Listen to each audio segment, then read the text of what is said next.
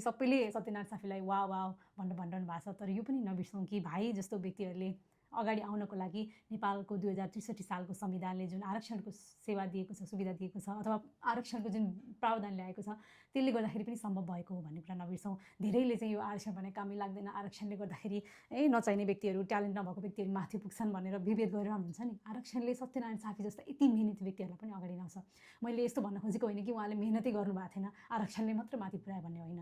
एउटा पास त हुनैपर्छ, पास भएर पनि उहाँले त कति 78 79 टन्नै नम्बर ल्याउनु भएको छ, त्यो भनेको थोरै नम्बर होइन। तर उहाँले यदि उहाँको मधेसी र दलित दुवैको आरक्षण नभएको भए उहाँलाई अझ 1-2 वर्ष लाग्थ्यो होला होइन। त्यति दिनभरि काम गर्नु छ, पढ्ने समय पनि पाउनु छैन, रातभरि पढेर त्यो तनावको बीच त्यसरी मेहनत गरेर नाम निकाल्नु भनेको त धेरै नम्बर ल्याउनु हो नि। 78 79 नम्बर भनेको त्यो ब्याकग्राउन्डमा रहेर निकाल्नु होइन। सो उहाँको मेहनत 100% छ, उहाँले एकदमै राम्रो गर्नुभएको छ।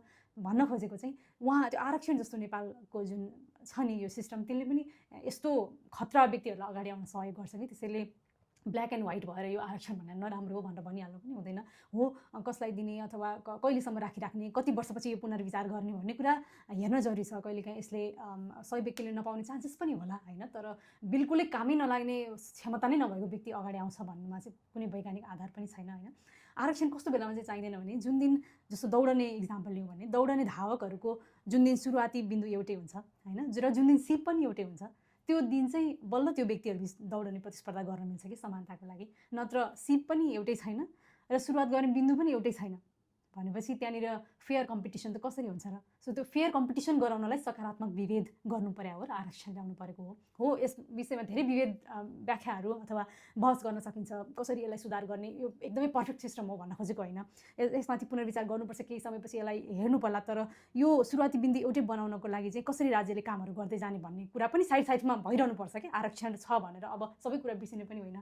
तर आरक्षणको यति सुन्दर नतिजा लाई हामीले जसरी अहिले वाउ भनिरहेको छौँ नि, सो आरक्षणको यस्तो फाइदाहरू पनि छ। भाइ जस्तो व्यक्तिहरू पनि अगाडि आउनु भएको छ, भेरी वेल डिजर्भड।